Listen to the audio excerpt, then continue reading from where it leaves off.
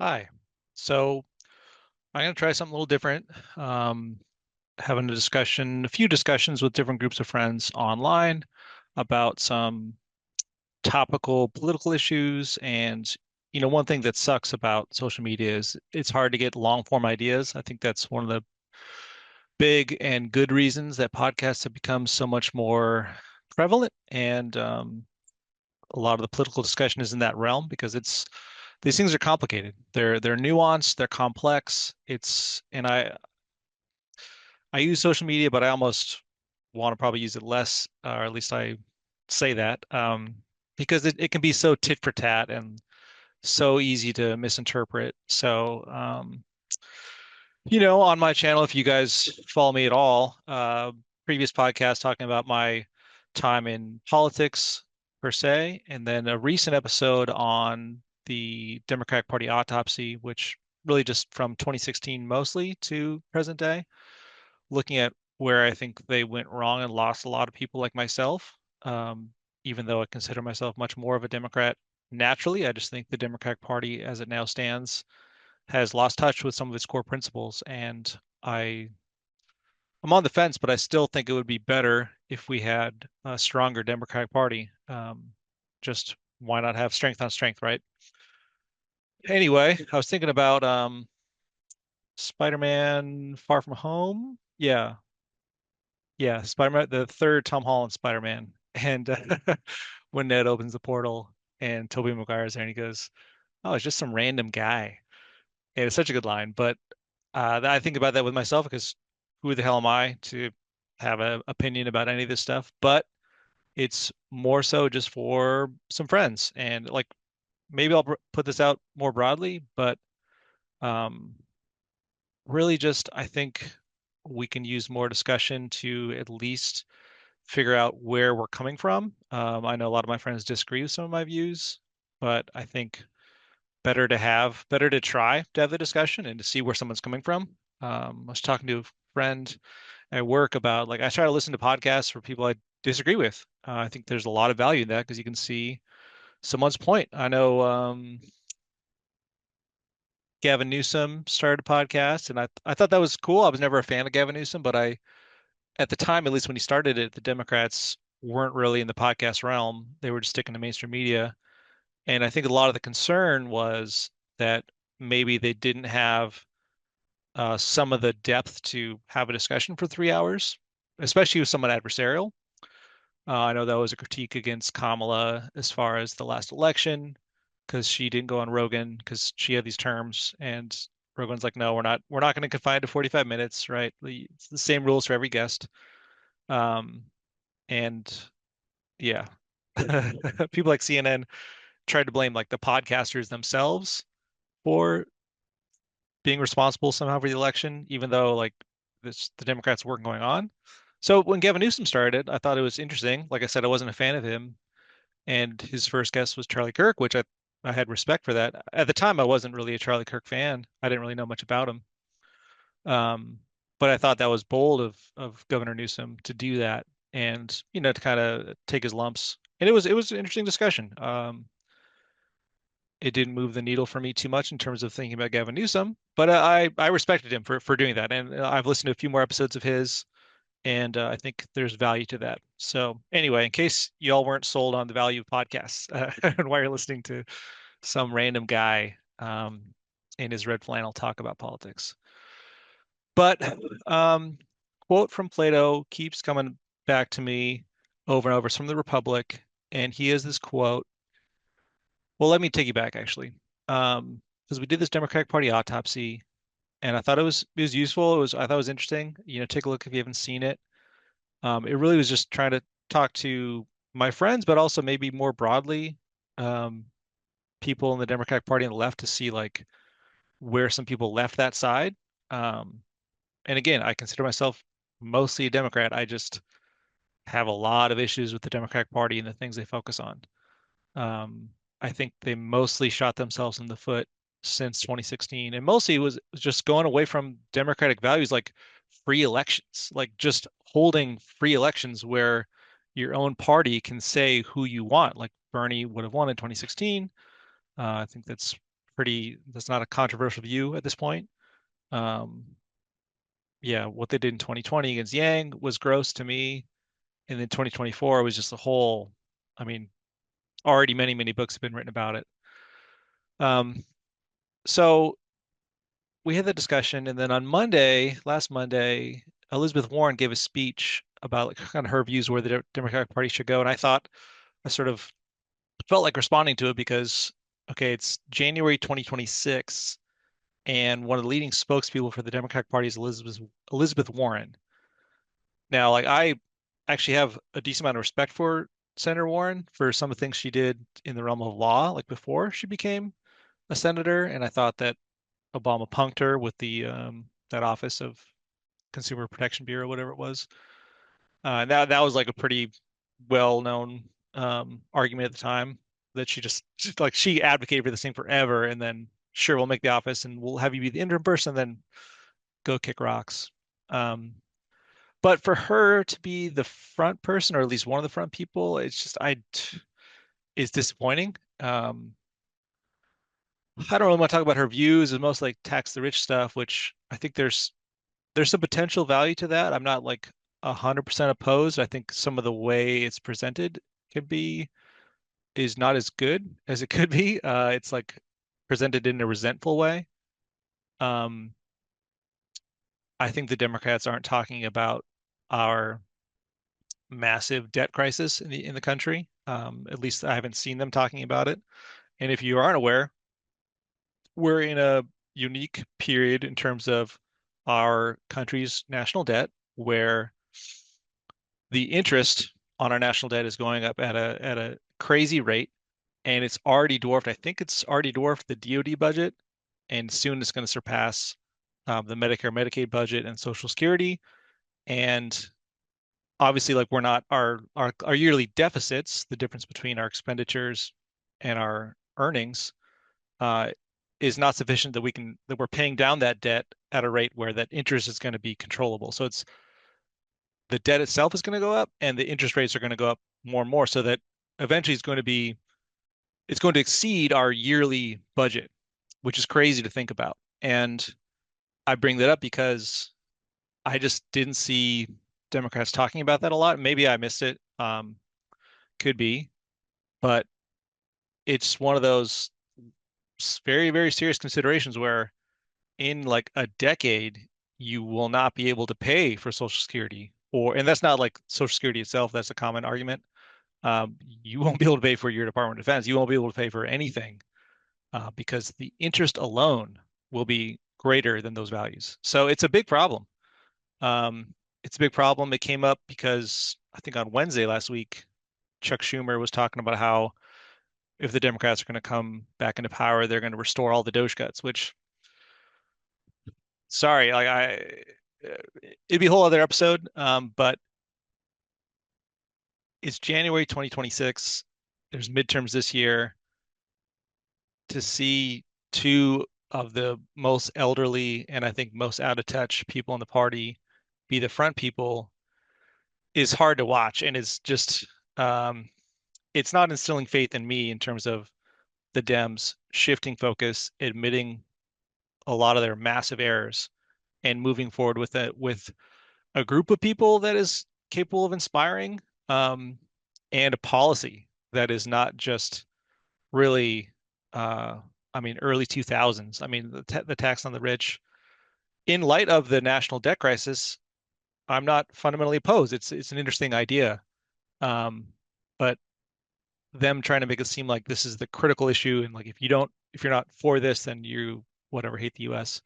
It's just a bad message, and it's just disappointing. And again, I'm saying this from the perspective of I think the country benefits with two solid parties, and Republicans have their own issues too. I'm not talking about them here. Um, I have my reasons for that, and I'm not saying that just since I'm critiquing the left, I love the right. I'm not saying that. Um, it's like the old joke about there's a mom who her son's birthday is that day. She gets him two shirts, one white t-shirt, one blue t-shirt. And he's like, "Oh, mom, thank you so much. I love it." And he immediately puts on the white shirt. And she says, "What, you didn't like the blue shirt?" It's like, what are you going to pick, right? But my critiques are more directed than the left.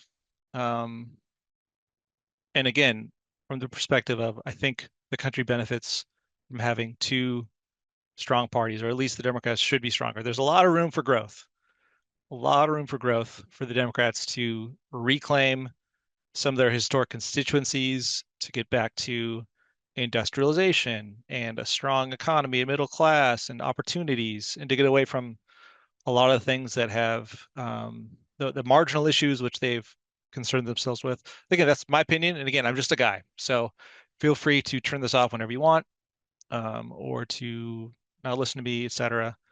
But I'm inviting discussion. I'm inviting dialogue if you want to come on and talk about it. But the last show, the autopsy show, I had three friends that had very different views than I did. And why not? Why not put ourselves in the arena and have those discussions? So, transitioning into more of the meat of the topic, there's a quote from Plato that I've thought about for a long time, and it keeps coming back.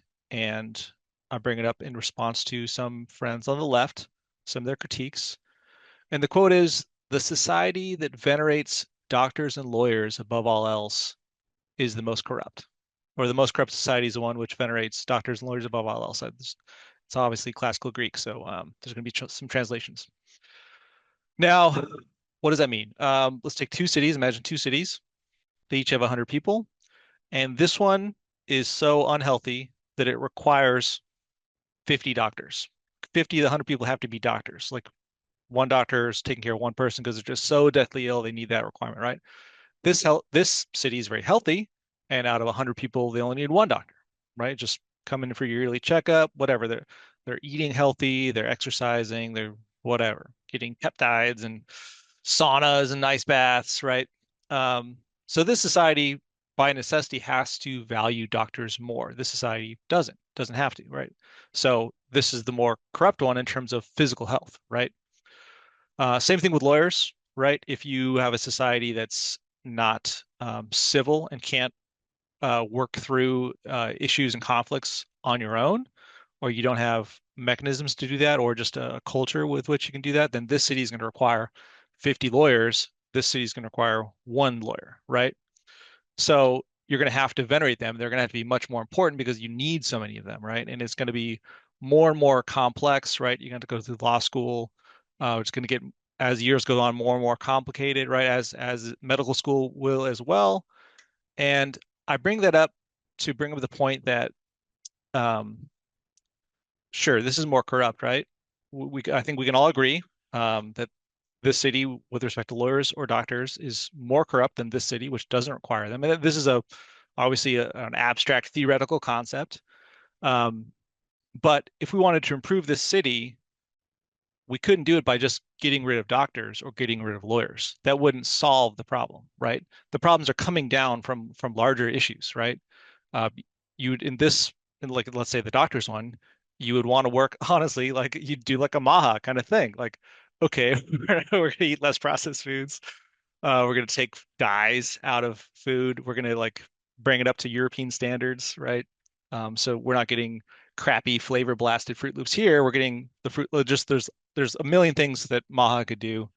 I am encouraged by Maha. I think the Democrats is a huge fumble missing out on Maha, and because of their just blind hatred and prejudice against Bobby Kennedy, and just a going out of their way to change the rules to be non-democratic, stealing his delegates after the fact, no chance um, to contest it.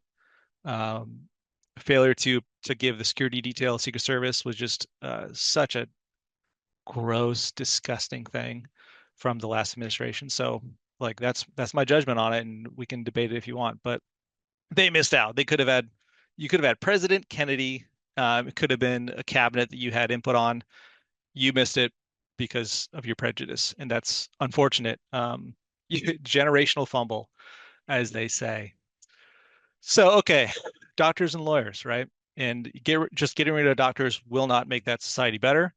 Um, it's a downstream symptom of something else, right? You want to solve the health first, then eventually you're going to need less doctors. Same thing with lawyers, it's a little more complicated. Lawyer, obviously, it's a butt of the joke, right? Um, yeah, what do you call 10,000 lawyers at the bottom of the sea? A good start. It's a Phil Hartman joke from Loaded Weapon One, and just an old joke. Um, so I think it also applies to police, right? Police, if you have a city that is full of crime, and that's a complex set of issues as to why is your city full of crime, right?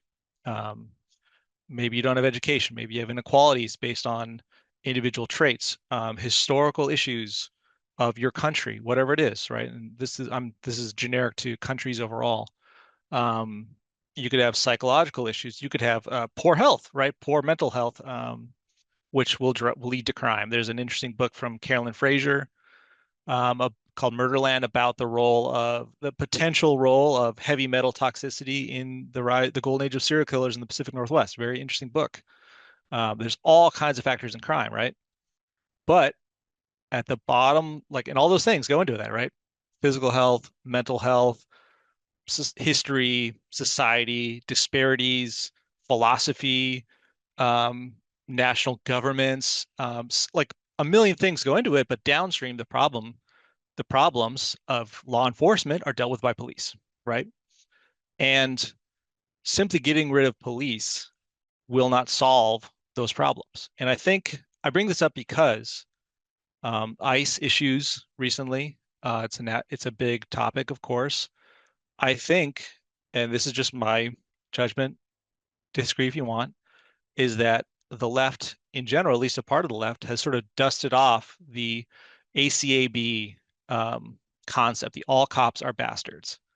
And I've always had problems with that idea on a philosophical and a practical level, and even on a practical political level.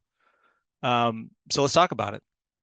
And again, for all this stuff, like if anyone wants to come on and talk about these things and push back and present the other view, I would entertain it within reason. Um, this is obviously a one-sided monologue or diatribe, depending on how you see it. But the idea that all cops are bastards. One, let's just say there was people at the time that said that they didn't really think that all cops were bastards, just like a generic thing. If that's true, then change your slogan first off. Like, say some cops are bastards, or a few cops, or a minority of cops are bastards. Be better with your branding because it's anyone who's known police officers. I mean, I can't speak for everybody. I'll say my experience. I've met a lot of police officers. They're human beings. They're doing a job. Um, the ones I met on a personal level, none of them were bastards.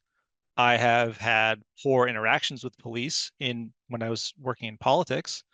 Um, like I can say some cops are a-holes. They're rude. I can say that. I can say some are have bizarre concepts of the law.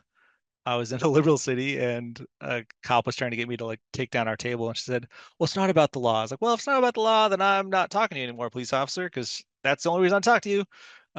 She was just trying to get me to move because she thought maybe my political activities were offending somebody. Like, I'm sorry, I'm not doing that. That was in Portland, Oregon. Now, granted, people might push back and say maybe it's because of maybe I'm coming from a privileged place or something. Um, maybe that's true.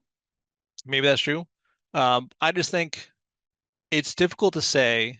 Uh, I would like to meet someone that, with a straight face, can tell me they honestly think that all cops are bastards, that they all are doing something for, I don't know what you think they're doing. Like they're doing it because they don't like a particular group or they just want a power trip.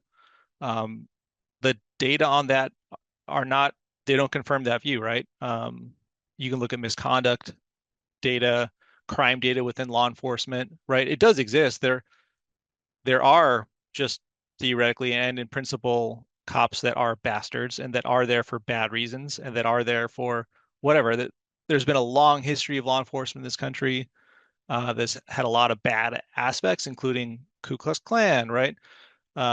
including mo tons of mafia ties, tons of racists, and tons of drug dealers, and like there's tons of crime within law enforcement, right? But you got to look at the proportion of it, okay? So that's part of it, right? We can say that sure, part of it's a branding thing that all cops are bastards is just a poor slogan, and it's I think conceptually incorrect. And then some people at the time like, oh no, yeah, we don't mean all, we just mean like some. Okay, like again, be better with your messaging because you lose credibility when you say like, is there crime in teachers, right? Do teachers sleep with their students? 100%. I can introduce you to some of those people on both sides, right? I've known them in my life. Are but does that mean all teachers are bastards? No.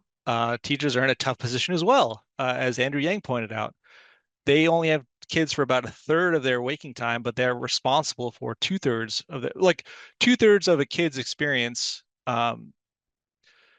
is responsible for the educational outcomes that the teacher has no control over, right? But teachers are judged on the little sliver they have, and there's all kinds of issues that go into a kid's um, educational experience and their output in terms of it being of value to society and to themselves, right?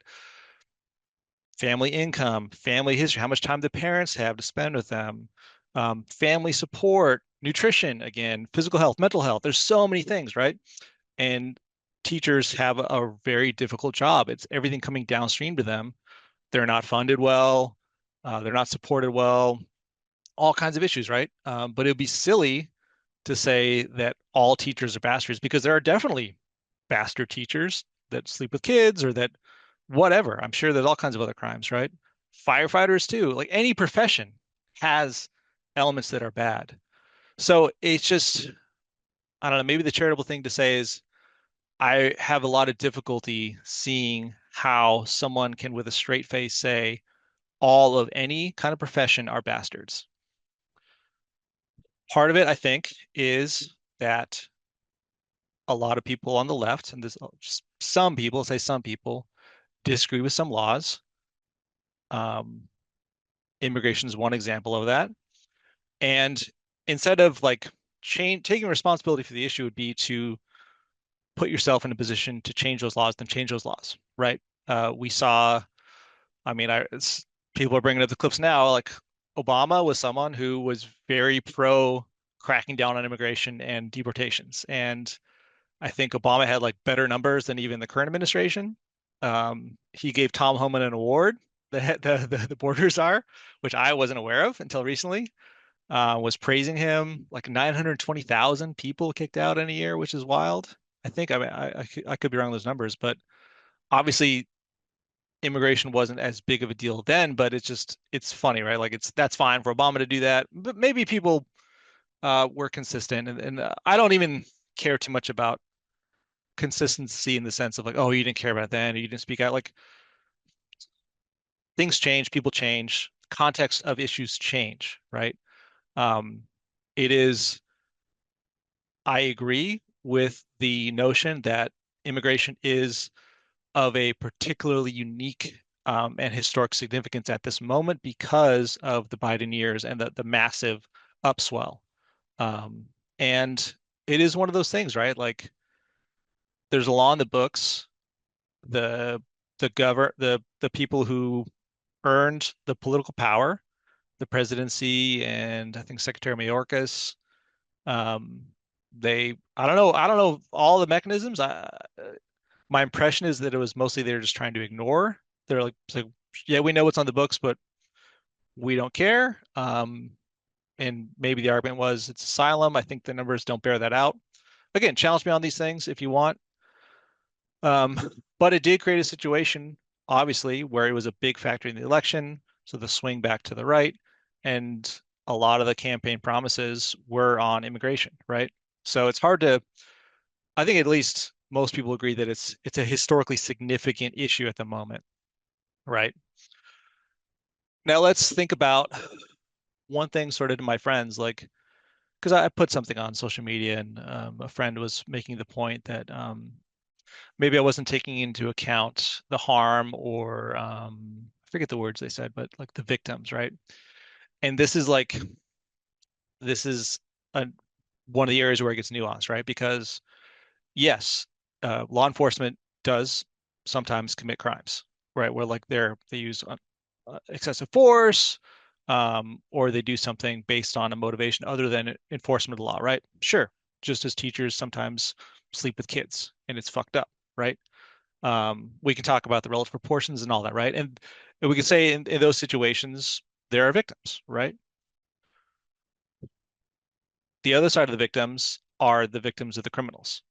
Like I think that's just from what I noticed from my friends on the left, um, that oddly, to me, I think it's oddly left out of the equation when a lot of my friends on the left are deeply concerned about things like rape and victims of violence and domestic violence, right?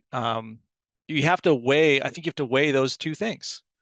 And it's wild to me that the left does that. I mean, I can get it because I've done certain historical studies on U.S. history and kind of where some of the shittier aspects of the left came from with modern philosophy. But it's I think when we're talking about harm, we got to keep both those things in mind. That's a little bit of pushback I have on that because you have illegal immigrants and you have U.S. citizens that are convicted rapists, sure, and they're out there and we want law enforcement to go get them, right? I think that's everyone is fine with that.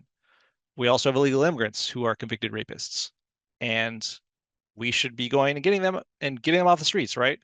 We concerned about harm for these people that have done it before. You can look at recidivism rates and like how much are these people going to recommit their crimes?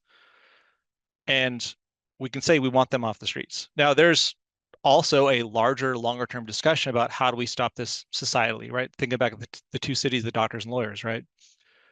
Yeah, like I'm all for fixing the causes and approaching and discussing what are the causes of those things.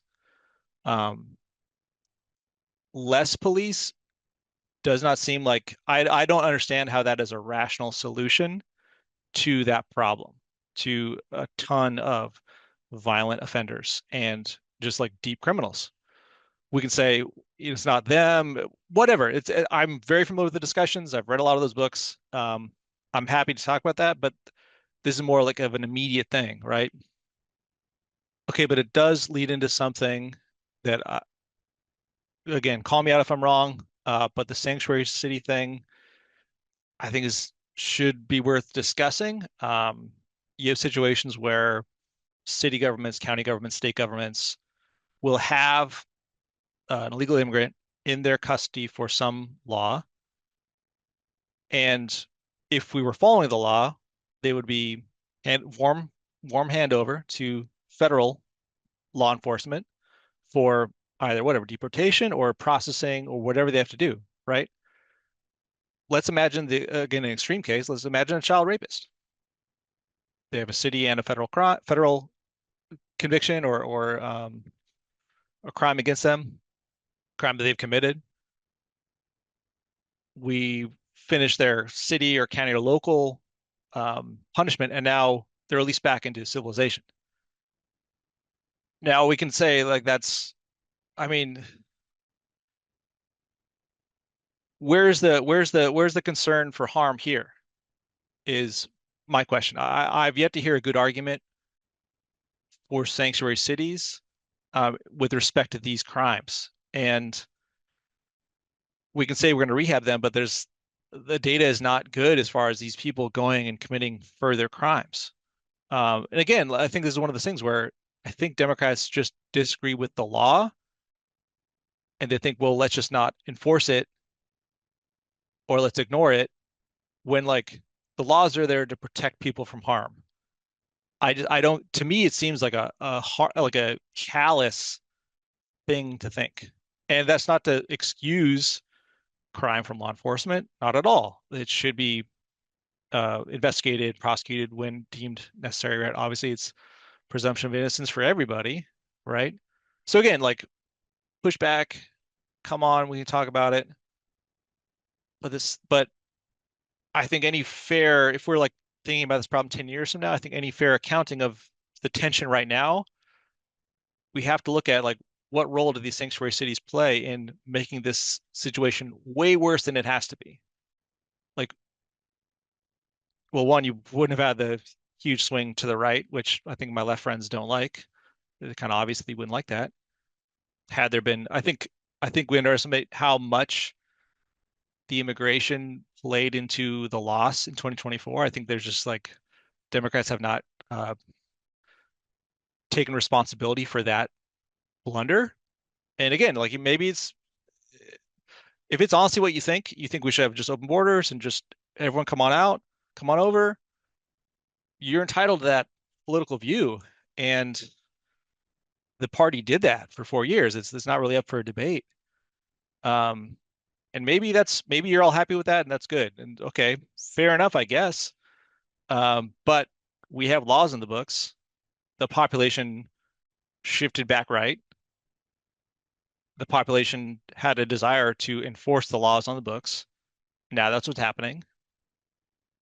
I think from what I can tell, sanctuary cities are making it worse. So I think that has to be said. Like, and again, there's this concept, suicidal empathy. Empathy for the guilty is tragedy for the victim. We say, oh, like crime is a downhill problem. It's a downslope problem, right? Someone like a big thing is not having a dad. That's a huge thing for crime. Not having a sound family, not having economic opportunities, etc. Right? Like they're predictable things, and we should fix those, of course. But it's a long-term thing, right? We can't just turn a law. Kids will have dads. That's you can't do that. Um, I mean, you could do things economically and on a short term, which might affect some of those things, but they might have other downstream consequences as well. So, sure, we should have the discussion on those long-term things, but you have to enforce the law that you have, or change it, or ignore it, as we talked about, which is kind of what they did. So, again, I could be wrong. I'm trying to use this as a little bit experimental to just talk through something a little more, show a little bit more of the nuance of it. Um, I do think both sides have different ways they view empathy. Um, I mean, like any murder is a crime and a tragedy, and especially avoidable one. I know. So the one like law enforcement does have a special role because we've given them a special trust, right? And they have a special responsibility that they've assumed responsibility, and so we hold them to a different standard. And there can be frustrations if the perception is that they're not being held accountable, right? And I think they should be all held accountable. At the same time, I think there needs from this is critique to my friends on the left, realize police officers are dealing with some of the worst in society. And I don't mean people as the worst. I mean just the crimes they have to see. They're dealing with murder and kids being sexually assaulted and even things like theft. I mean, there's like there's a really dark side of society that they are taking responsibility for because we as a society are not set up in a way to reduce that kind of aspect, right? We haven't taken responsibility. And they're cleaning up the mess. They're in the worst positions and they're putting their lives on the line. They're risking death. They have to go up against people with guns and with knives, and they have to go up against people with mental health, with psychoses and schizophrenia, and all the drug epidemics that are around our cities, right? They have to deal with that in some capacity because we're not dealing with it. We're not dealing with the overall problem, and we're not dealing with those specific problems. So they're taking responsibility. So I think there has to be a balance, and I don't see a lot of the appreciation of these guys are dealing with our shit, like the lowest of our problems these people are dealing with. And so to see people coming up and like harassing those people and trying to obstruct, I mean, think about this is an extreme example, but like in Minnesota, they were obtaining ICE agents were obtaining child sex attackers, child rapists. They were like going to get them. And you have people that have a moralistic view of what they're doing to block that action. Like, what are the odds that that ICE agent, that person that you're blocking, has committed a crime? If you look at the data, it's pretty small odds. We're judging them based on a view of that group. We're judging that person based on their group characteristics, which, to think about it from a left perspective, that it's a bigotry. It's it's occupational bigotry, but it is nonetheless. And I get the frustration, right? Like I talked about in the Democratic Party autopsy video, from the left perspective, as much as you all don't like the right, you all lost twice in 10 years in 3 election cycles, right? And the strategy of just attacking the other side didn't work because the candidates sucked. You all went away from having a democratic process to like an oligarchic process of choosing candidates and saying we don't care at all about what the democratic people think. That's on you. And that's obviously like probably 99% of the people watching this video, if you've made it this far, you weren't responsible for that, but that's something that we all need to take responsibility for, right? Um, and that, so, okay, so having the balance, right? Just as teachers do commit crime, and we put teachers into a position of trust as well. We trust them with our children, which is kind of a crazy thing. It's scary because there's those situations like obviously kids do get abused. Priests, pastors, sure, same thing, right? Do we judge all pastors by the worst of them? I mean, you can. I don't think it's right. We don't judge teachers that way. We don't, but we judge cops. Some people judge cops that way. You can disagree with the policy. I mean, you might think that we need entirely open borders and just flood it in. Like, and that might be your view. And if that is your view, then take power, take responsibility, take power, change that policy. Change that. That's our country's system. I disagree with that. I think a lot of Americans, even according to the last election, disagree with that idea.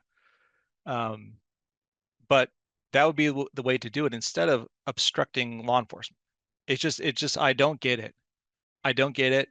The thing with the church, um, like I said, I was thinking about doing this video on Elizabeth Warren and Chuck Schumer, and this kind of took it over the edge because that's just it's a different level. It's a different level of of someone thinking in a group, in this case, a group of people thinking that their own views trump someone's constitutional right of the First Amendment of freedom of worship. Excuse me. Churches are a sacred space. I say this as someone who, if you look at the podcast series, My Time with Lynn, this comes up a lot in talking to my guests. I know what it is to be radical. In a lot of ways, I was a radical. I get you think that your views are more important than anybody else, and you're prepared to make a lot of compromises because you think the ends justify the means. And that's just a very dangerous thing. I think on a practical level, you really that group really discredited themselves by doing that. And there's separation of church and state is so fundamental to our country. I don't think they realize what kind of backlash there's going to be. And it's hard to watch.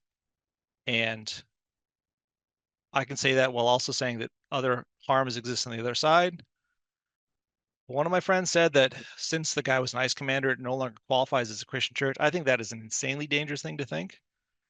Um, if I think that if I disagree with some rabbi or imam, Muslim leader, if I disagree with them politically, then I can determine that they're not qualified as a religious leader, and that religious space is no longer a religious space, and I can just do whatever I want. That's crazy.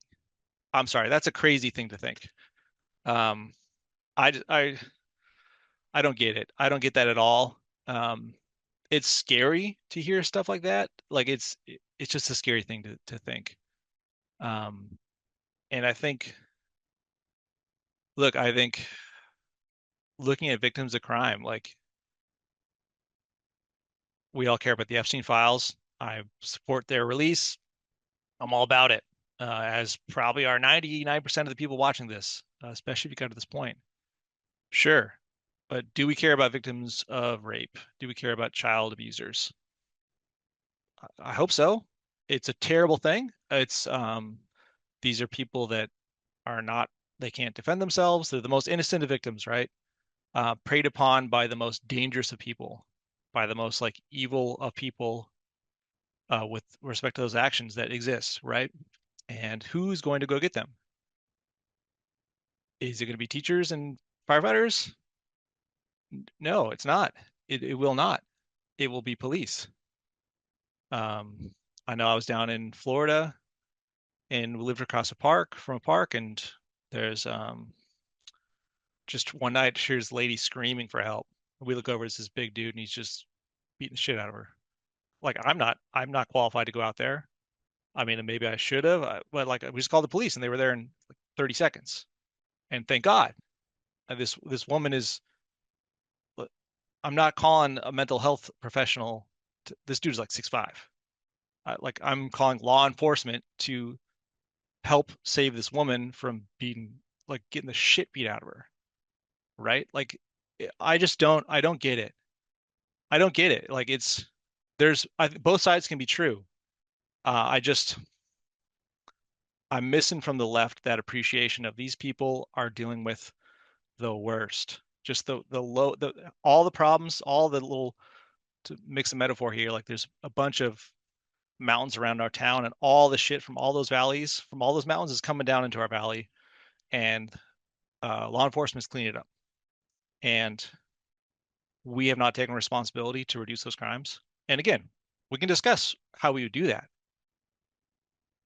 I think to critique, and I'm not saying they're beyond critique, but I think to just mindlessly and blanket critique an entire group of people based on the actions of a small group, like if people commit crime, they should be investigated.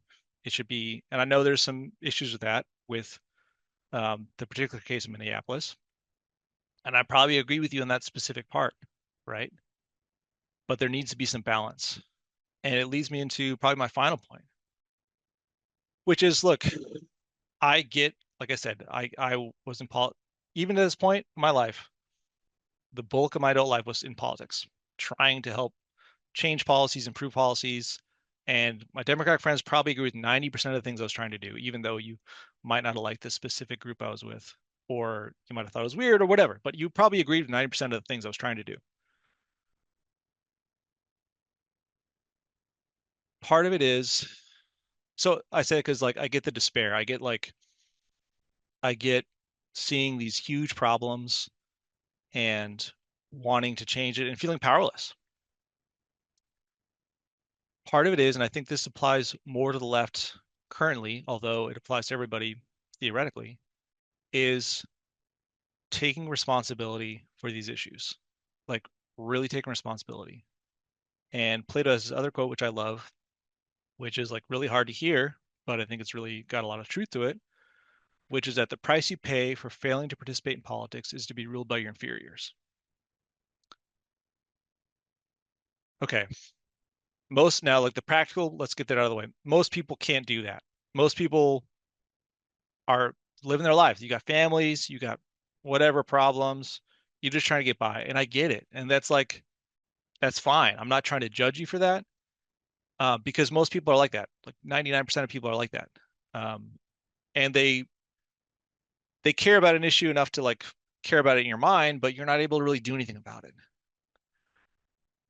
What I would suggest is I think there's a lot of frustration when you never try, when you kind of stay on that cynical sideline and you're just kind of commenting on something here or there, you're calling somebody out, and there's a value to that. I'm not trying to say there's no value to that, but I think there's also a value with taking responsibility for an issue. And let me give you a bizarre example. Renee Good. right? Um, could you have saved her life? It's kind of a weird question. Could you have saved her life? Absolutely, you could have. You could have signed up for ICE 5, 10 years ago, 6 months ago, and you could have been that person to not fire those shots. Sounds sounds like a wild example, right? Theoretically, it's true. The odds of that happening are, of course, crazy small. We can critique ICE like, oh, they're out of shape and they're just trying to get people in. They're dealing with a problem that you and I are not dealing with, that our society gave to them to say, figure it the fuck out and have fun. And then we're going to critique them all the way. And again, like crime should be investigated, etc. I'm with you. Could you be a police officer in your local town? Like that, I forget who it was. Maybe the New York chief of police. There was a back, I think 2020s, early 2020s. There's a lot of issues with race. They're not solved. Spoiler alert. He was saying, "Come join," and I'm I don't love that I don't remember it, but someone type it in comment if you remember. But his point was, look, come work with us. Like, sure, you're worried about race stuff. We want all the non-racists to come be cops, and then you can know that our policing is done in a non-racist way. That's one way you could take responsibility for that issue in a small way, right? What are the effects of that? Depends, right? Most people, again, practical reasons.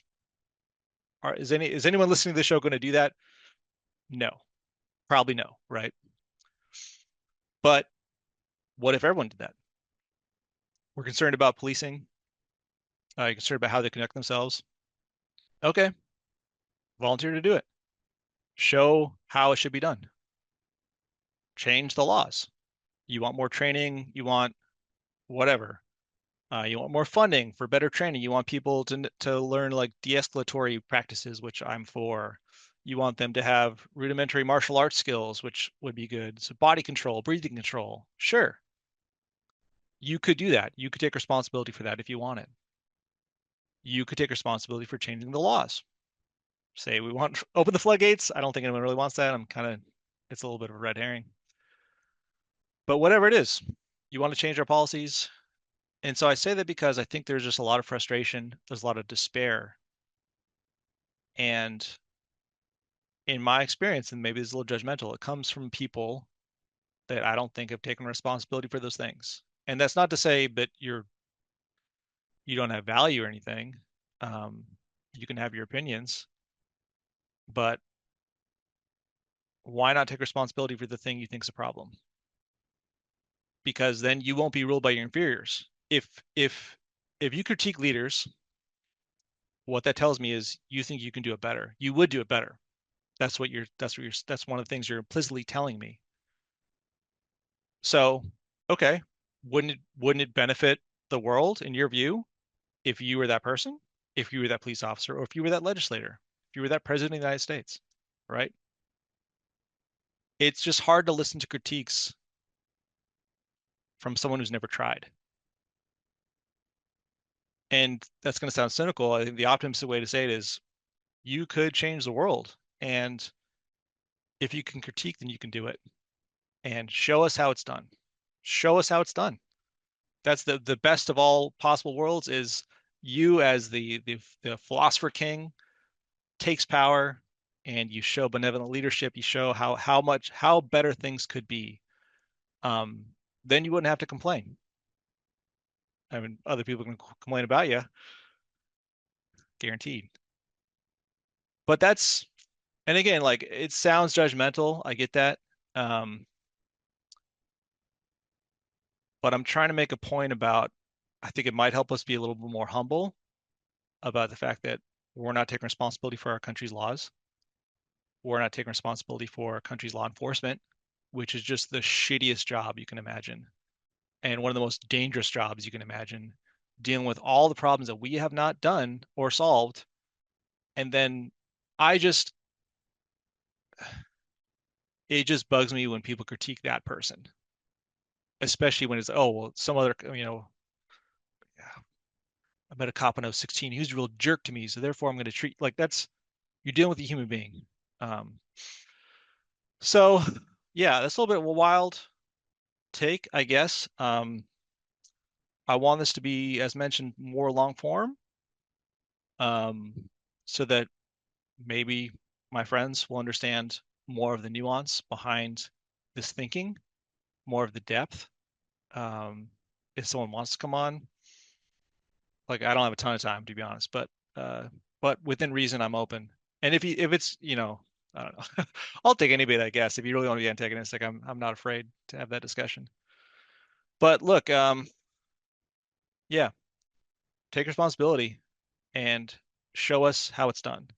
Show us how easy it is to deal with a meth head who's trying to stab a 3-year-old girl, or show it easy it is to run a state government. And that way, policies can be good, and you will have done your part, and you won't be ruled by your inferiors. So, thanks for listening to my little diatribe. Um, there's probably more I forgot to say, but maybe on a future episode. So, yeah, have fun.